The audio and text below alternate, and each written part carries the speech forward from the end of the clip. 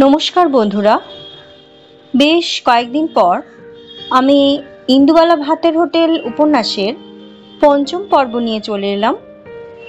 আপনাদের সবাইকে স্বাগত আমার আরও গল্প চ্যানেলে।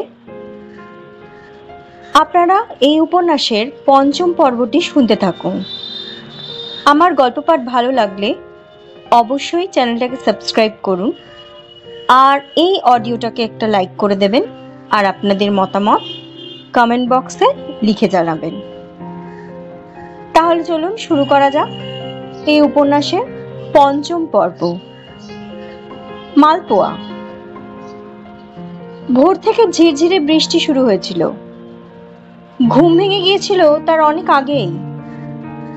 অন্ধকার ঘরটায় শুয়ে বৃষ্টির আওয়াজ শুনছিলেন ইন্দুবালা।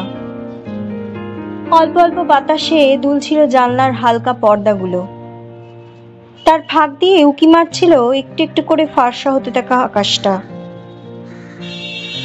একতলায় ভাতের হোটেলের ওপরে তার ঘরটা ছোট্ট হলেও বেশ খোলামেলা, অন্তত এই বাড়ির অন্য ঘরগুলোর থেকে।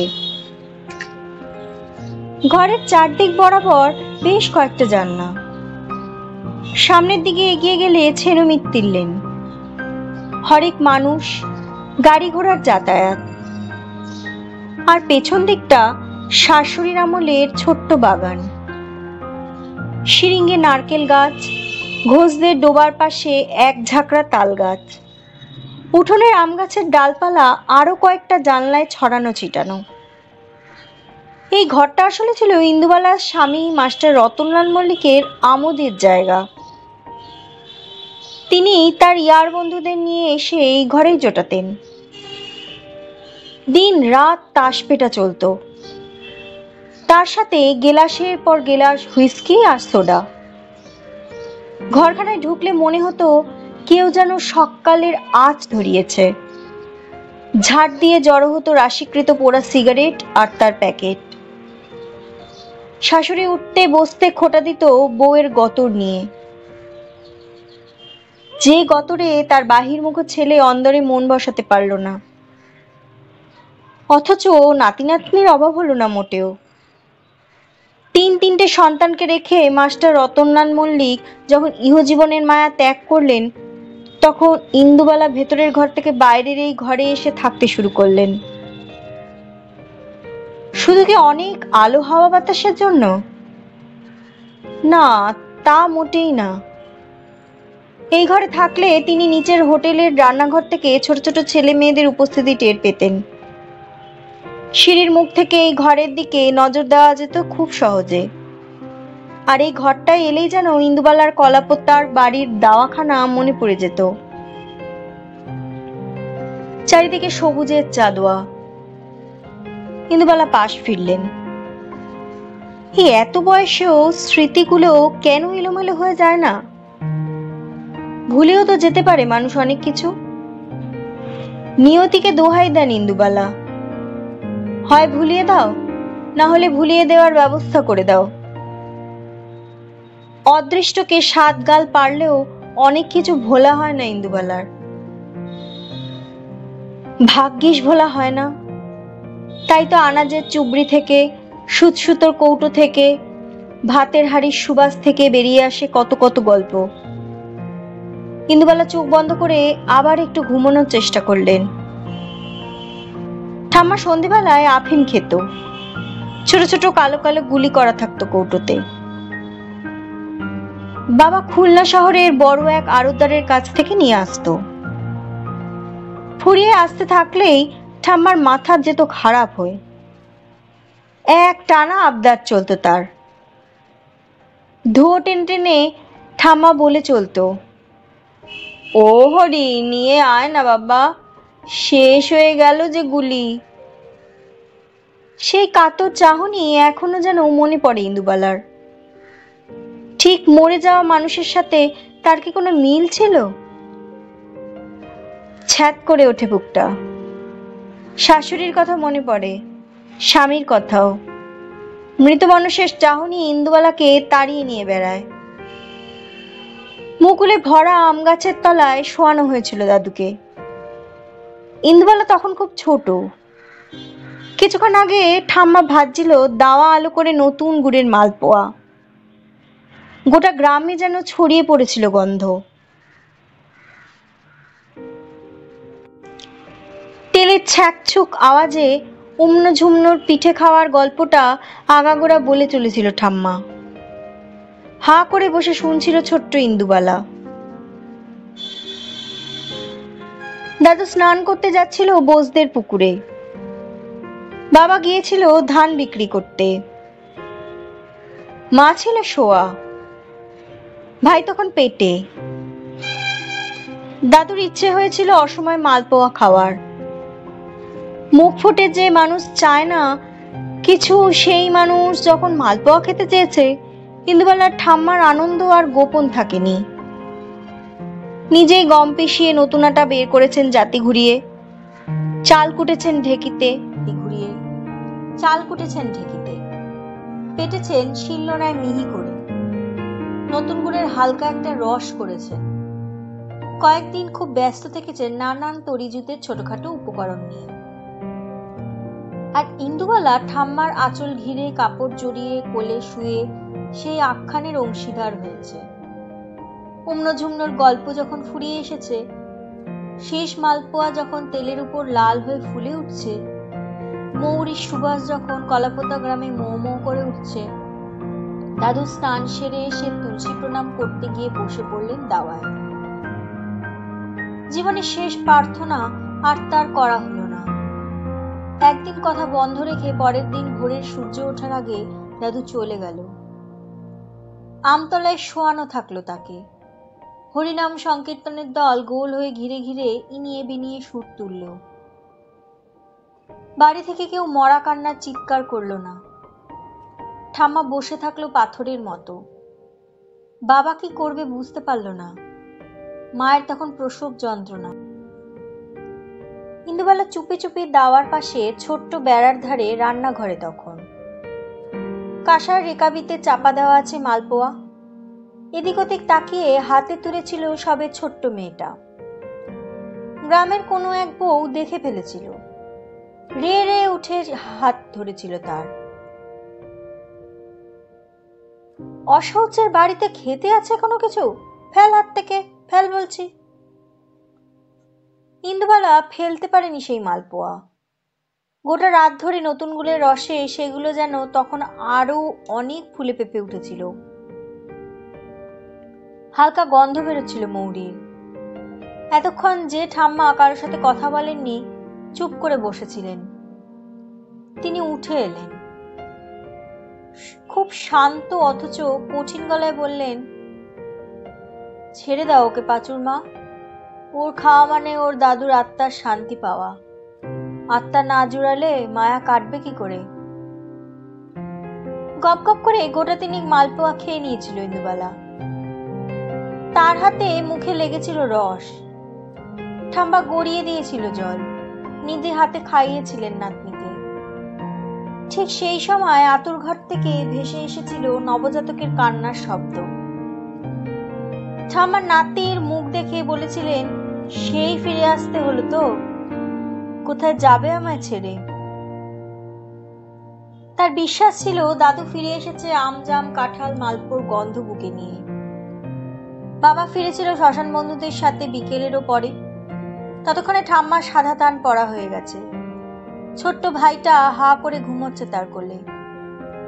এদের কারো মৃত মুখ দেখেননি ইন্দুবালা, ভাগ্যিস দেখেননি। খাটের ওপর চিত হয়ে শোন ইন্দুবালা। পিঠের ব্যথাটা আরো বাড়ে। শুয়ে শুয়ে বুঝতে পারেন রাস্তার উল্টো দিকে কর্পোরেশনের কলে জল নিতে আসছে টুকটাক করে বাজারের লোকজন। উঠতে ইচ্ছে করছে না। সারা দেহের অবসাদ তার যেন মনে নেমে এসেছে। ঠাম্মার মৃত্যু সংবাদ যেদিন ভাই নিয়ে এসেছিল, সেদিন ইন্দুবালার স্বাদ। বাড়ি ভর্তি লোক, বিয়েতেই হয়নি স্বাদে হবে ভাবাটাও বোকামো। নিজের বউ হাতের রান্না যেমন ইন্দুবালাকে নিজেই করতে হয়েছিল, ঠিক তেমনি স্বাদের রান্নাটাও। গুনাগুনতি মাছের দাগা ছিল, চাল নেওয়া হয়েছিল মাথা গুনে। শাশুড়িকে খাইয়ে স্বামীকে খাইয়ে যখন ইন্দুবালা খেতে বসতে যাবেন, দরজায় কড়া নড়ল। রান্নাঘর থেকে উঠে এসে সদর খুলতে হলো তাকেই। শ্রাবণের চড়া রোদ আর বৃষ্টি মাথায় নিয়ে দাঁড়িয়ে আছে ভাইটা তারই সামনে। কতদিন পরে। চোখে তখন দিদির কপোতাক্ষের টলটল জল। ইছামতি গাল বেয়ে গড়াচ্ছে। বাড়িতে ঢুকতে বলবেন কি, ভাষায় হারিয়ে ফেলেছেন যেন ইন্দুবালা ভাইকে দেখে।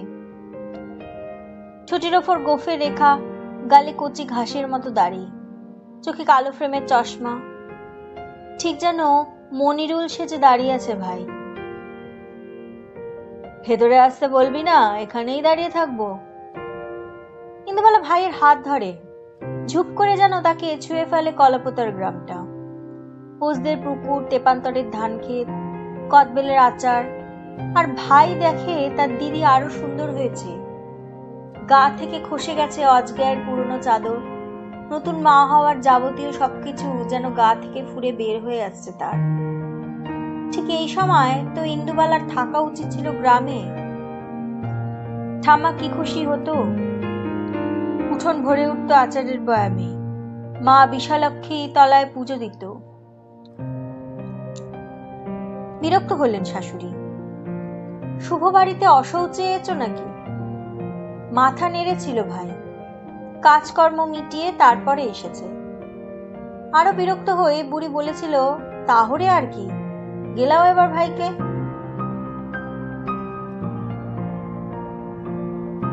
ইন্দুবালা আসন পেতে কাঁসার থালায় বাটিতে সাজিয়ে দিয়েছিল নিজের খাবারটুকু। পরম আদরে খাইয়েছিল ভাইকে। এক দৃষ্টিতে তাকিয়েছিল তার দিকে যতক্ষণ না খাওয়া শেষ হয়। ভাইয়ের মধ্যে ইন্দুবালা কাকে খুঁজছিলেন সেদিন? বাবাকে, মনিরুলকে, নাকি নিজের ফেলে আসা অতীতকে? চলে যেতে চেয়েছিল ভাই সেদিনই কলেজ স্ট্রিট, সেখান থেকে কোনো এক বন্ধুর বাড়ি। যেতে দেননি ইন্দুবালা। নিজের ঘরে শুয়েছিলেন ভাইকে। ঘুমো চিন্টু, তারপরে বিকেলে না হয় বেরোস। ভাই যতক্ষণ না ঘুমিয়ে পড়ে ইন্দুবালা ঠায় বসে থাকেন তার মাথার কাছে। যতক্ষণ দেখা যায়। ঘুমিয়ে থাকা মানুষের মুখের প্রশান্তি ভালো লাগে তার। এই প্রশান্তি কি মারা যাওয়ার সময়ও থাকে না? পুকুরে ভাসছিল যে স্বর্ণলতার দেহ, তার বড় বউ সাজার শখ ছিল। রিয়াজও ভালোবাসত তাকে খুব। স্বর্ণলতার ফুলে ওঠা দেহটাকে যখন জল থেকে তোলা হলো, কি যে প্রশান্তি চেয়েছিল মুখটায়, যেন ডুবসাঁতার দিয়ে উঠল সে এক্ষুনি। কথা ছিল রিয়াজ দাঁড়িয়ে থাকবে খেয়াঘাটে। রাতে নৌকো তাদের পার করে দেবে সভ্য জনপদ। দূরে কোথাও তারা ভালোবাসার জঙ্গলের মধ্যে আশ্রয় নেবে, যেখানে কেউ তাদের চেনে না, জানে না, ধর্মের পরিচয় নিয়ে জিজ্ঞাসাবাদ করে না। স্বর্ণলতা ঠিকই পৌঁছেছিল সময়ে। খেয়াও ছিল ঘাটে বাঁধা। শুধু রিয়াজ আসেনি। অনেক ভোরে আকাশ ফর্সা হবার আগে বাড়ি ফিরে আসার পথে স্বর্ণলতা রিয়াজকে পেয়েছিল আলের ধারে। রিয়াজের কাছে সবকিছুই ছিল শুধু প্রাণটুকু ছাড়া। কারা যেন তার শ্বাসনালীটা কেটে দিয়েছিল এফোর ওফোর করে। স্বর্ণলতা তখন কান্নায় দুঃখে লুকিয়ে পড়তে ইচ্ছে করছিল। ডুব সাঁতার দিয়েছিল সে জলে। যখন ভেসে উঠেছিল তখন বেলা গড়িয়ে গেছে। খবরটা প্রথমে এনেছিল মনিরুল। ইন্দুকে বলার পর ফুপিয়ে কেঁদেছিল মেয়েটা। সেদিনও যে স্বর্ণলতা স্বপ্ন দেখত সংসারের, রিয়াজের সাথে অনেক দূরে চলে যাচ্ছে কোথাও। এর আগে কোনোদিন মনিরুল ইন্দুকে কাঁদতে দেখেনি, যদিও প্রথম চিঠিটা ততদিনে দেওয়া হয়ে গেছে দুজনের। ছটফট করে ওঠেন ইন্দুবালা। তাহলে কি এতক্ষণ ভাইয়ের ঘুমন্ত মুখের দিকে তাকিয়ে সে মনিরুলের কথা চিন্তা করছিল? উঠে পড়েন ইন্দুবালা। পেটের ভেতর থেকে লাথি মারছে বাচ্চাটা। যেমন খিদে পেয়েছে তার মেয়ের, তেমনি তারও। রান্নাঘরে এসে দেখেন চাল বাড়ন্ত। ভাত বসাবেন, তার জোগাড়টুকু নেই। এই এত বেলায় কি খাবেন? নজরে পড়ল বেতের ঝুলি শালপাতায় মোড়া। ভাই এনেছে। তাকে এতক্ষণ যত্নাত্তি করতে গিয়ে সেদিকে নজরও পড়েনি। ভুলেই গিয়েছিলেন ইন্দুবালা। শালপাতায় বাঁধা টুকরিটা খুললেন। তার মধ্যে থরে থরে সাজানো আছে মালপোয়া। চোখ ফেটে জল এলো ইন্দুবালার। গোগ্রাসে খেতে লাগলেন তিনি। যেন কত জন্মের খিদে নিয়ে তার দাদু ঢুকে পড়েছে তার পেটে। ঠাম্মার হাতে না হোক গায়ের ভোলা ময়রার দোকানের মালপোয়া খেতে চাইছে গোটা শরীর তোলপাড় করে। অনেকটা খাওয়ার পর যখন থামলেন ইন্দুবালা, জল তেষ্টা পেয়েছে বড়। কিন্তু জল এগিয়ে দেওয়ার মতো কেউ নেই। ঠিক তখন সেই মুহূর্তে বুক ছাপিয়ে গলা কাঁপিয়ে কান্না পেল তার মৃত ঠাম্মার জন্য। পায়ের তলায় গোটা পৃথিবীটা যেন নড়ে উঠল হঠাৎ। চোখে অন্ধকার দেখলেন। যা খেয়েছিলেন উগরে দিলেন সব। রান্নাঘর ভেসে গেল স্বাদ না খাওয়া নতুন মায়ের বমিতে। দরজা খোলার শব্দ পেলেন ইন্দুবালা। ধনঞ্জয় ঘর ঝাড় দিতে এসেছে। নিচে রান্নাঘরে উনুনের ধোয়া কুণ্ডলি পাকিয়ে উঠছে আকাশের দিকে। বাজার কিন্তু কিচ্ছুটি করা নেই মা, কি রান্না হবে? ধনঞ্জয় জানতে চায়। ইন্দুবালা চুপ করে থাকেন। কি গো বলো কিছু, শরীর খারাপ নাকি তোমার? ইন্দুবালা ধোয়া দেখছেন। কুণ্ডলি পাকিয়ে পাকিয়ে উপরে উঠছে। বাজারের লোকেরা এসে বলেছিল নিমতলা ইলেকট্রিক চুল্লিতে কাজ চলছে মা, বডি কাঠে পোড়াতে হবে। তখনও শ্মশানে স্বামীর খাট ছুঁয়ে বসে আছেন ইন্দুবালা। দূরে লক্ষ্মী ছেলে মেয়েদের সামলাচ্ছেন। তোমরা যা ভালো বোঝো করো, এইটুকুই বলতে পেরেছিলেন তিনি। মাস্টার রতনলাল মল্লিকের বডি যখন চিতায় তোলা হলো, তখনও ইন্দুবালা আঁচ করতে পারেননি কাঠে পোড়ানোর বীভৎসতা। প্রিয় মানুষ ছিল না কোনোদিনই মাস্টার, কিন্তু যে মানুষটা চারপাশে ঘুরে বেড়াতো, এদিক ওদিক দিয়ে যন্ত্রণা দিত, সময় নেই অসময় নেই ঘাড়ের উপর চেপে বসতো, জোর করে সরিয়ে দিত শাড়ি সায়া ব্লাউজ, সেই মানুষটা আগুন পাওয়ার সাথে সাথে কেমন যেন চড়বড় করে উঠতে শুরু করলো। শরীর ফুঁড়ে বেরিয়ে আসতে থাকলো জল, যেন সারা জীবনের হুইস্কি সোডা এক্ষুনি এই জ্বলন্ত সর্বগ্রাসী চিতাকে নিভিয়ে দেবে। লক্ষ্মী এসে মুখ ঝামটা দিয়েছিল। কি করছিস কি এখানে দাঁড়িয়ে তুই? আমাদের কি এসব দেখতে আছে? চল মেয়েটাকে দুধ খাওয়াবি, চল, বড় কাঁদছে যে। কি দেখেছেন আর কি দেখেননি সেই হিসেব কষতে গেলে বেলা কাবার হয়ে যায় ইন্দুবালার। পাশ ফিরে শুয়ে ধনঞ্জয়কে বলেন, উনুন ধরিয়েছিস কেন? গ্যাস কি ফুরিয়েছে? ধনঞ্জয় হাতের ঝাঁটাখানা মেঝেতে রেখে বলে, ওই দেখো, আজকের দিনটা কি ভুলে গেলে মা তুমি? ইন্দুবালা হাতড়াতে থাকেন মনের মধ্যে, আজকে আবার কি? ধনঞ্জয় মাথায় হাত দিয়ে বলে, সত্যি এবার তোমার বয়স হয়েছে মা, আজ যে রথ, ভুলে গেলে সবকিছু? কুমোরটুলিতে দুর্গার কাঠামোয় মাটি পড়বে, ইস্কনের লম্বা রথ বেরোবে, কত সাহেব শুভ নাচানাচি করবে। হোটেলের সামনে বোর্ডে তো গতকাল লিখে রেখেছ। উঠে পড়েন ইন্দুবালা। কি লিখেছি রে? খিচুড়ি, পাঁপড় ভাজা, আনারসের চাটনি আর কাঁঠালের ক্ষীর। বিড় করে জানতে চান ইন্দুবালা, আর মালপোয়া? ধনঞ্জয় রে রে করে ওঠে, না না, ওইসব একদম কিছু লেখা ছিল না। হাঙ্গামা বাঁধিও না মা, চিনির দাম বড্ড বেড়েছে, আটা বাড়ন্ত, ময়দা বাড়ন্ত, গোলমরিচ আনা নেই। ইন্দুবালা জানতে চান, আর মৌরি? ধনঞ্জয় জবাব দেয় না। চিরকালের অভ্যেসের মতো সে কাকে যেন একটা গাল পাড়ে। সে অদৃশ্য মানুষটাকে দেখতে বড় ইচ্ছে করে ইন্দুবালার। কিন্তু তিনি জানেন ধনঞ্জয়ের একমাত্র ইন্দুবালা ভাটের হোটেল ছাড়া আর কেউ নেই। ঠিক যেমন চারপাশে 3 ছেলে মেয়ে নাতি নাতনির থেকেও ইন্দুবালা একা, তার ওই ভাতের হোটেল ছাড়া কেউ নেই। অনেক রাতে কলেজ স্ট্রিট পাড়া ঘুরে বাড়ি আসে ভাই। হাতে তার একখানি চটি বই, 3 পাহাড়ের স্বপ্ন। বেড়াতে যাওয়ার বই বুঝি? ইন্দুবালা জানতে চান। ভাই চোখ বড় বড় করে তাকিয়ে থাকে। খুলে দেখলেই বুঝতে পারবি। এগিয়ে দেয় বইটা। ইন্দুবালা অবাক হন। কবিতা পড়িস নাকি তুই আজকাল? ঘাড় নাড়ে ভাই। তুই আর মনিরুলদা যেমন পড়তিস। কথা বাড়াতে চান না ইন্দুবালা। এরপর কথা বললে আরো অনেক কথা উঠবে।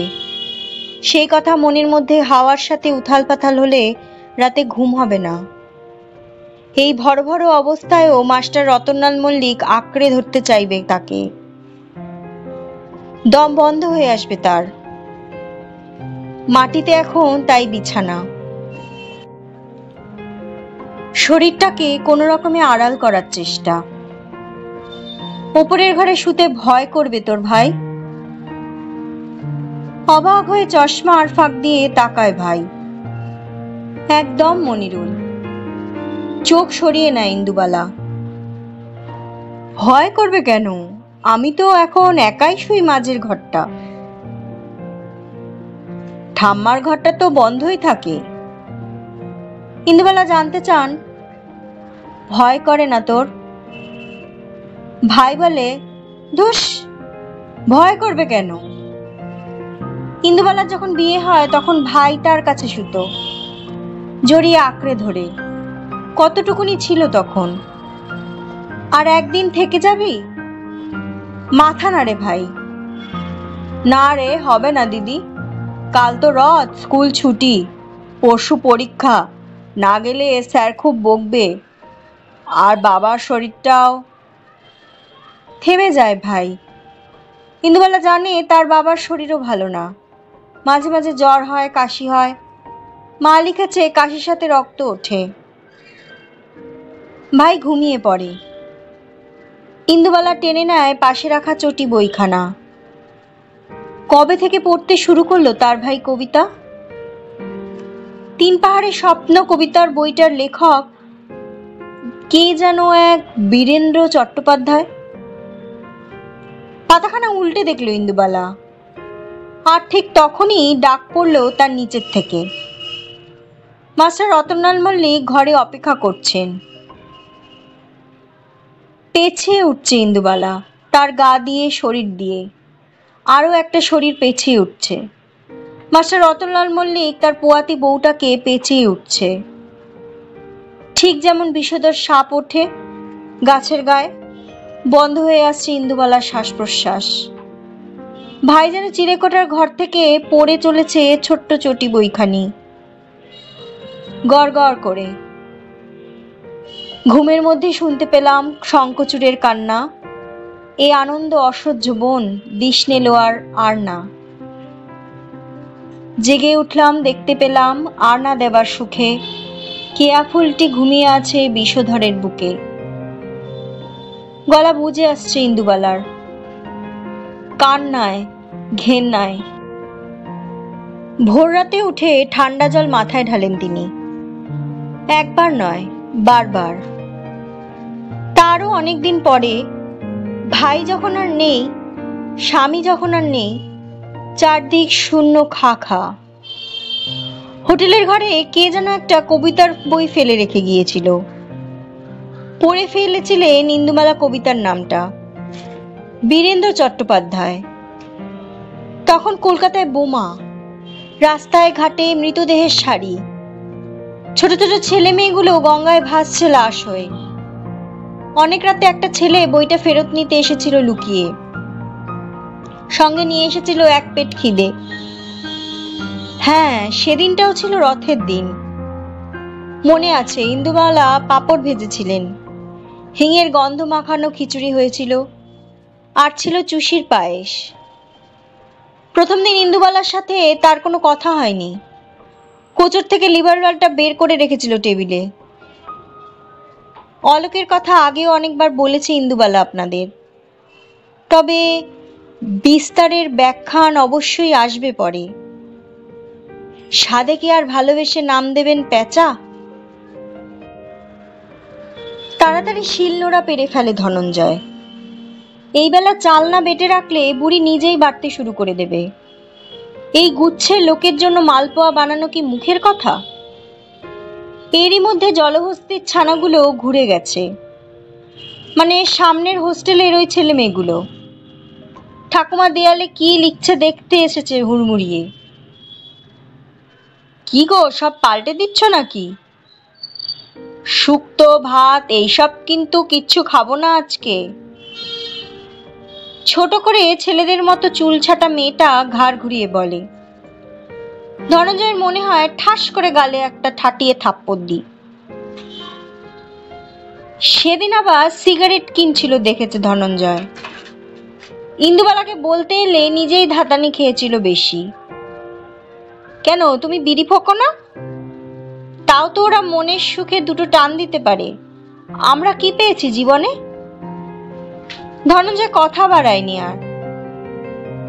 বাবুই পাখির বাসার মতো চুল যে ছেলেটার, সেটা আরো ধ্যাসটা। কি গো, কি কি চেঞ্জ করছো? তাই বলে কাঁঠাল ক্ষীরটা চেঞ্জ করো না প্লিজ। ওটার যে গল্পটা বলেছিলে সেটা কিন্তু আমি কালকে ফেসবুকে শেয়ার করেছি। ওখান থেকে অনেকে আসবে বলেছে খেতে। মোটা ছেলেটা এরপর এগিয়ে আসে। তোরা বড় শটফট করিস, আগে দেখ না কি লেখে ঠাকুমা। একরাশ ছেলে মেয়ে, আর তাদের মাঝে 70 পেরোনো এক বুড়ি সাত সকালে ভাতের হোটেলের সামনে ভিড় করে থাকে। খিচুড়ি, পাঁপড় ভাজা, আনারসের চাটনি, কাঁঠাল ক্ষীরের নিচে বড় করে লেখা হয় মালপোয়া। ভিড়টা যেন একসাথে চিৎকার করে ওঠে, ইয়া! জড়িয়ে ধরে ইন্দুবালাকে ওরা সবাই। কেউ তার মধ্যেই ফেসবুক লাইভ করে দেয়। কাল যে আপনাদের কাঁঠাল ক্ষীরের গল্পটা বলেছিলাম, আজ তার সাথে ইনক্লুড হয়েছে মালপো। জোরে জোরে চাল বাটে ধনঞ্জয়, কারণ সে জানে এরপর স্নান সেরে এসে রান্নার ধুম পড়বে বুড়ির। একটা নেশার মধ্যে থাকবে সেই দুপুর পর্যন্ত, যতক্ষণ না শেষ রান্নাটুকু হয়, যতক্ষণ না শেষ মানুষটা খেয়ে চলে যায় হোটেল থেকে। নতুন সাইকেল কিনেছে মনিরুল, সেটা দেখাতে এসেছিল। ইন্দু জানে এটা একটা অছিলা। আসলে তারা আজ যাবে মুক্তার পাড়ায় রথের মেলায়। মাকে কি করে বলবে? সাইকেল শেখাটা খুব সহজ মিথ্যের রাস্তা। ছেলে মেয়ে দুটো বাড়ছে যেন তাল গাছের মতো। মায়ের মন সায় দিতে চায় না। তার আগে বাবা বলে দেয়, সরল মানুষের মতো যাবি তো যা না। সামনের বারে আর একটু বড় ক্লাসে উঠলে ইন্দুকেও কিনে দেব সাইকেল। তখন দুজনে একসাথে স্কুলে যাবি সাইকেল চালিয়ে। সে সৌভাগ্য হয়নি ইন্দুবালার। তার আগেই বিয়ে হয়ে গিয়েছিল তার। স্বর্ণলতার আত্মহত্যা চোখ খুলে দিয়েছিল অনেক মায়ের। তারা কিছুতেই আগুন আর ঘি পাশাপাশি রাখতে চায়নি, বরং আগুনেই মেয়েকে বিসর্জন দিয়েছিল। জ্বলে পুড়ে শেষ হয়েছিল মেয়েগুলো। কজন ইন্দুবালা হতে পেরেছিল, যাদের নিয়ে লেখা হয়েছিল খবরের কাগজে, ফেসবুকে? সামনের আড়ে বসতে লজ্জা করছিল ইন্দুর, তবুও বসেছিল সে। হাওয়ার মতো উড়ছিল মনিরুলের সাইকেল কপোতাক্ষের তীর ধরে। হাতে হাত ঠেকে যাচ্ছিল দুজনের। শ্বাসে প্রশ্বাসে চরম উত্তেজনা। ওরা কাছ থেকে পাচ্ছিল দুজনের ওম। চোখ বন্ধ করেছিল ইন্দু। সে যেন কাঠের নাগরদোল্লা, ঘোড়ার দোল্লা, বুড়ির চুল, ঝাল ঘুগনি, পাঁপড় ভাজা, রথের মেলা এইসব ছাপিয়ে মৌরির গন্ধ পাচ্ছিল মনিরুলের গা থেকে। যে মৌরির গন্ধ পেয়েছে সে তার ঠাম্মার মালপোয়ায়, ভোলা ময়রার দোকানে। অনেক পরে রিভলভার নিয়ে খেতে আসা অলোকের কবিতার বইয়ে। স্নান সেরে আয়নার সামনে এসে দাঁড়ান ইন্দুবালা। কতদিন পর আজ তিনি মালপোয়া ভাজবেন। তার চোখে মুখেও কি ফুটে উঠছে না এক প্রশান্তি, যা কি মৃত্যুর বার্তাবহ। মনিরুলের মৃত মুখ তিনি দেখেননি, কিন্তু আন্দাজ করতে পারেন। খানসেনেরা গোটা বাড়ি জ্বালিয়ে দিয়েছে। সেই জ্বলন্ত অগ্নিকুণ্ডের মধ্যে মনিরুল তাকিয়ে আছে স্থির দৃষ্টিতে। গোটা বাড়িটা যতক্ষণ না জ্বলন্ত সূর্য হয়ে উঠছে, মনিরুল ততক্ষণ চোখ বন্ধ করছে না। সে জানে একটা ভাষার জন্য একটা রাষ্ট্রের স্বপ্ন দেখছে সে। আর ইন্দুবালা কি স্বপ্ন দেখেছিলেন তিনি, সে কথা কেউ কোনোদিন জানতে চায়নি, আজও না। হইচই পড়ে গেছে গোটা অঞ্চল জুড়ে। ছেলেমিত্তির লেনে একই ভিড় লেগে থাকে, আজ যেন আরো বেশি ভিড়। তাও সেটা ইন্দুবালা ভাতের হোটেলকে ঘিরে। হাফ বেলা অফিস করে কালেক্টর অফিসের কেরানিকুল চলে এসেছে। হোস্টেলের ছেলে মেয়েগুলো হাজির হয়েছে। তার সাথে নিয়মিত বাজারের খদ্দেররা আছে। কিছু ফ্লাইং কাস্টমার তো থাকেই। এর সাথে জুড়েছে রাজ্যের ফেসবুক ফ্রেন্ডরা। চারিদিকে শুধু কচিকাচাদের কলকলানি। মাথা খারাপ হবার অবস্থা ধনঞ্জয়ের। হোটেলটাও হয়েছে আজ দেখার মতো। সেখানে যেন তার প্রবেশ নিষেধ। ছেলে মেয়েগুলো নিজেরাই হাতে হাতে কাজ করে নিচ্ছে। কেউ জল দিচ্ছে, কেউ ক্যাশ সামলাচ্ছে, কেউ থালা পাতছে, কেউ পরিবেশন করছে। আর রান্নাঘরের দিকে তো যাওয়াই যাচ্ছে না, সেখানে আরো ভিড়। সবাই ঝুঁকে পড়েছে তাদের মোবাইল ক্যামেরা নিয়ে। সেই ছোট স্ক্রিনে ফুলে ফুলে উঠছে লাল হয়ে যাওয়া মালপোয়াগুলো। বড় ছাঁকনিতে সোজা চলে যাচ্ছে চিনির হালকা রসে। মৌরির গন্ধ, গোলমরিচের স্বাদ ছড়িয়ে পড়ছে বাতাসে। আর এসবের মধ্যে প্রশান্তি মাখা মুখ নিয়ে রান্না করে চলেছেন ইন্দুবালা। না, এই মুহূর্তে স্মৃতিরা তার আশেপাশে কেউ নেই। নেই খুলনা, কোলাপোতা, ছেনুমিত্তির লেন। এখন তিনি যেন এক শিল্পী, কারিগর, নতুন সৃষ্টির উন্মাদনায় মেতে আছেন। তার বুড়ো ডালপালাগুলো চারদিক থেকে যেন শুষে নিচ্ছে তারুণ্যের আস্বাদ, নতুন করে বেঁচে থাকার আকাঙ্ক্ষা। শেষ করলাম ইন্দুবালা ভাতের হোটেল উপন্যাসের ৫ম পর্ব। আশা করি এই পর্বটি আপনাদের ভালো লাগলো। এই পর্বটি ভালো লাগলে অবশ্যই একটা লাইক করে দেবেন। আমি পরবর্তী পর্বে এই উপন্যাসের ৬ষ্ঠ পর্ব শোনাব। সবাই ভালো থাকবেন, সুস্থ থাকবেন।